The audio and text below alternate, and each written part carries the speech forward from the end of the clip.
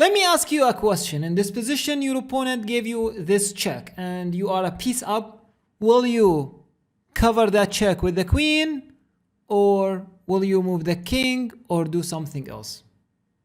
Pause for 5 seconds or for a second. Think about my question and let's get back. 50 mistakes you should know. I should know. Every chess player should know. After his successful work, when he talks about the 100 in game you must know, 𝒔𝒐𝒖 came back with this very nice book about 50 mistakes you should know. And I thought about, this is a beginner books and let's have a look at least. But I found informations I might know, but not in that clearance. And I'm sure like most of us are not aware of that. Let's have a look. In the first chapter, he's talking about exchange pieces, which is actually a big part of your chess game, our chess game. You cannot play a chess game rarely without exchanging any pieces. And first, it's talking about exchanging the queens whenever you have material advantage. And the rule says, first of all, before exchanging queens or offer to exchange queens, you need to, and this is actually priority number 1, to look at the king's situation.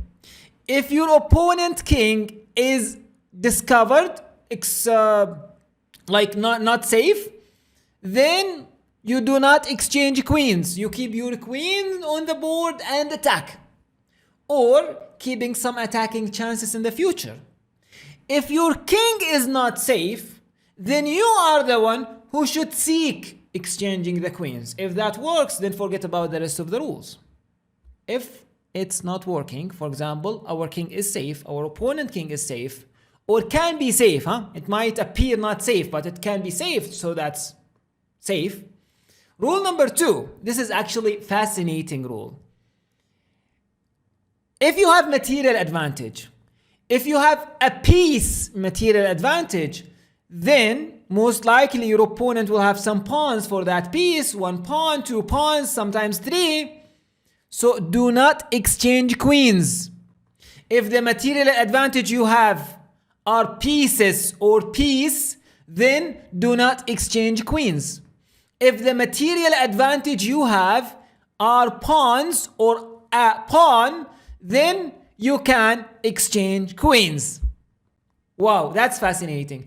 If it's not clear, the priority 1, the king's safety, and the advantages or the material advantages 1. If you have pieces, then keep queens. If you have pawns, then exchange queens.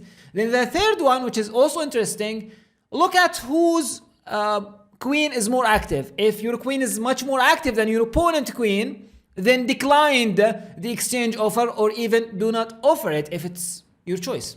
So now let's get to the business. Let's get to the example that we started the video with. In this position, who's playing black was rated 1900 and white was 2100. After a successful opening, he ended up out of the opening a piece up, which is the bishop. But as we said, if your material advantage is a piece, then do not exchange queens. But in the game, as most of us will do, we'll go for queen d7. Why do we do that? Because when we learn chess, they used to say to us and teach us, like, if you have material advantage, exchange everything and win with that material advantage. To make it simple, they do not like go into details in that rule. So we learned and we grew up having this rule in the back of our mind, in our subconscious, yeah? So that's why we like subconsciously go to exchange every single piece, no matter what, how that exchange will be good or bad for our position. Our position for sure will be okay, will be better. But how better? We don't want to sacrifice any part of our advantages. So this position actually, as you can see, the evaluation bar now, it's just about zeros. It's very tiny, slightly for black.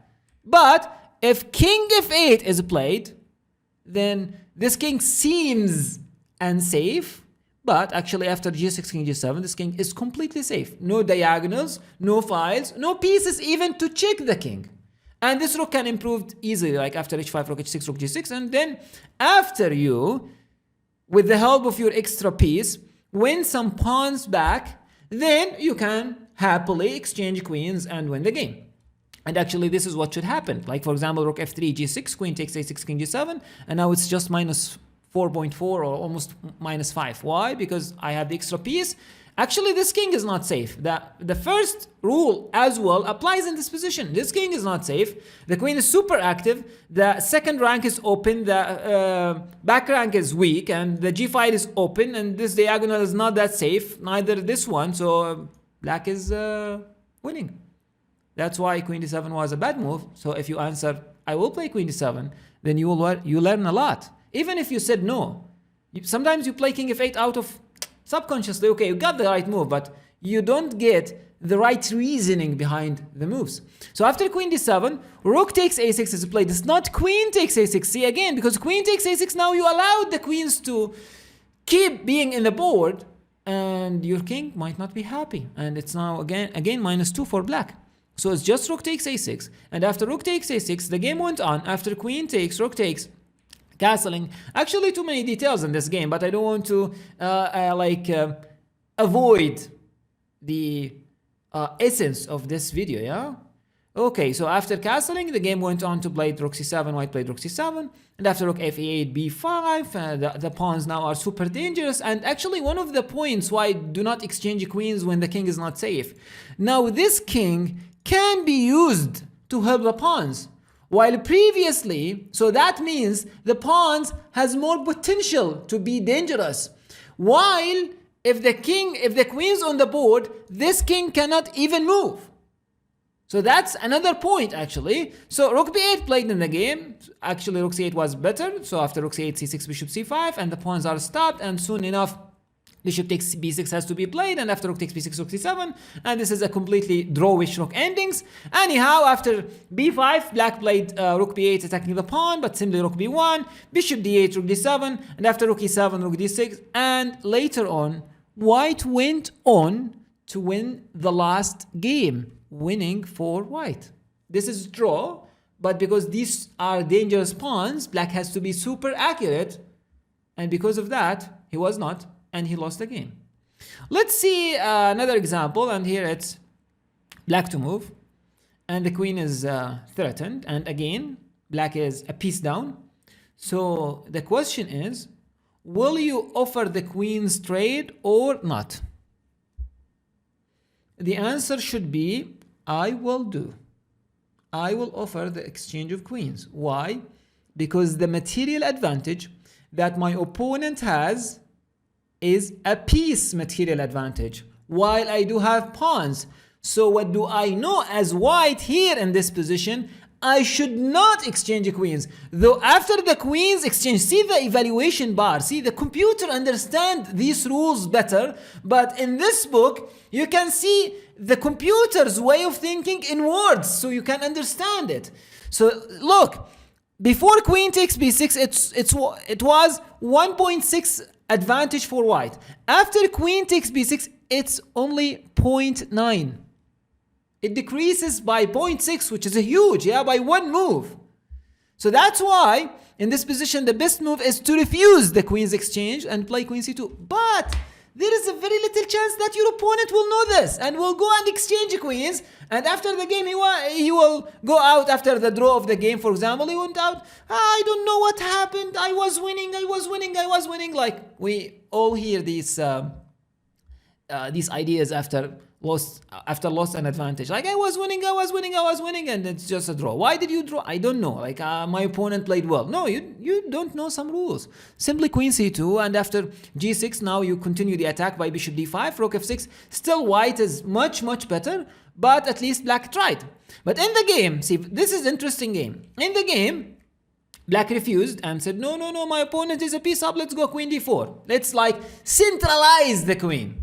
Centralization of the queen applied when the material are even, but when the material is not even, another rules are applied. So now after queen d4, white should have played bishop d5 and win the game, but he played bishop h5 attacking on f7 thrice, once, twice, thrice. So after bishop h5, g6 is played, queen takes f7, king h8, and now it seems like white, I mean, we still don't know if white understand the idea and the concept or not, though. White is rated 2000. Can you imagine? 2000. So he's kind of having a very good rating. So after king h8 in this position, bishop g4 attacking the rook, the queen is attacked, and now in this position, see. Again, a question for you. Will you exchange a queen even though you win a pawn or not? No. Two reasons. My material advantage is a piece, and my opponent's king is very weak. So we'll keep queens in the board and play queen a2 attacking on a7 or on a6. Rook a7 is forced. Rook b to d1 in this position. And after rook b to d1, queen g7 says, attacking one more time using the queen. a5, queen d5. Now the centralization of the queen, actually, it applies for the one who has even material or better material.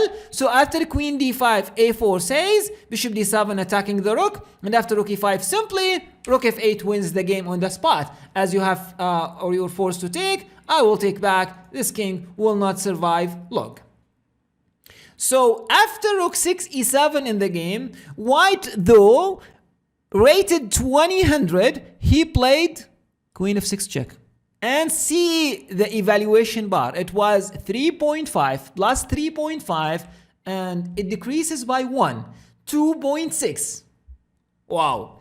After queen f6, exchanging the queens happened, and now rook e1. The best move actually was to exchange rooks, as this rook is now active, but white played rook f1 and exchange more pieces. Probably, I'm not sure yet, but probably we'll see that along the book.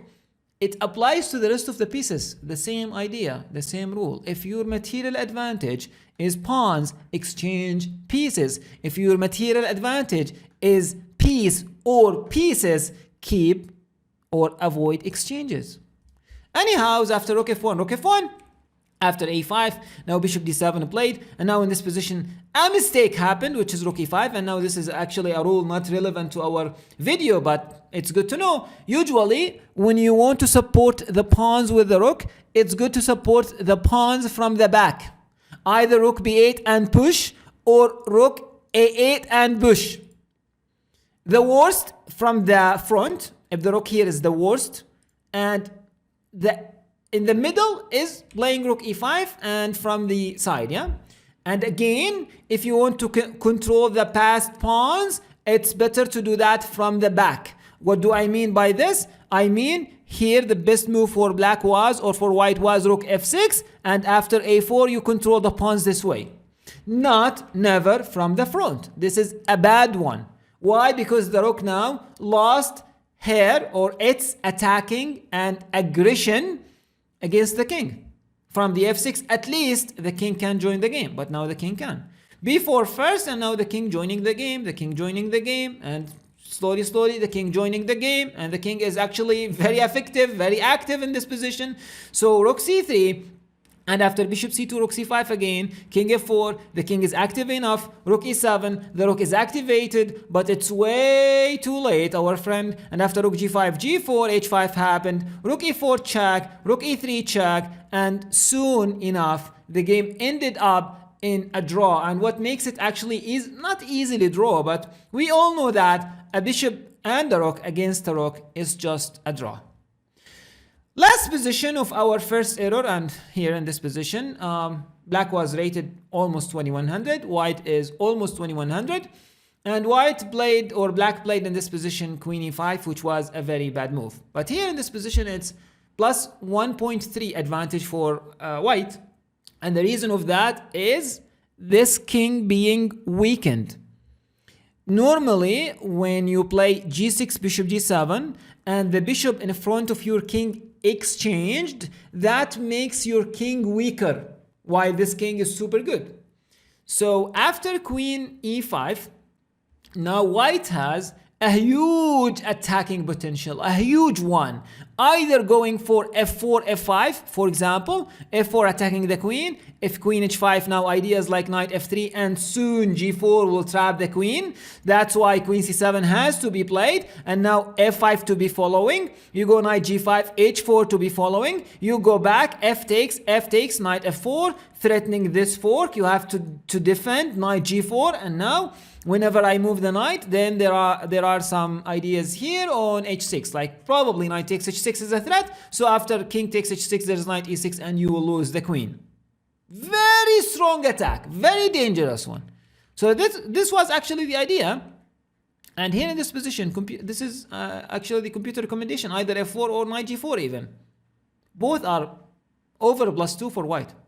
But in the game, white was materialistic and he played queen takes h6.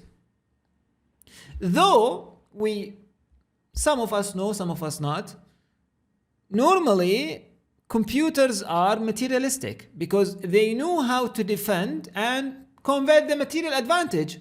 Still, Stockfish follow our recommendation and not giving this move as a good move. See, it's from +3 to almost +1. Like you win a pawn, but you minus your advantage by 2. It's -2 now.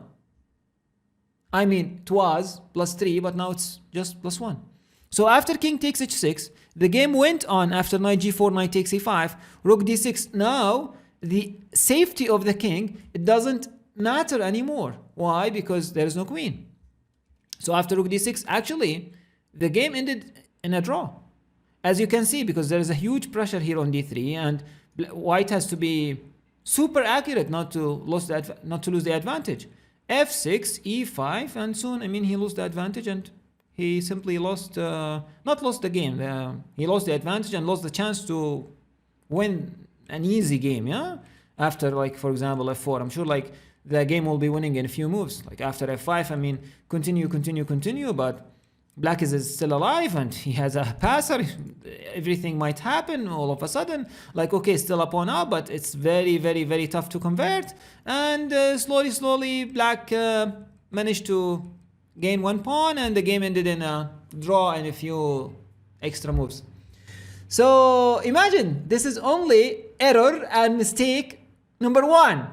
So, and I feel like I learned very nice thing.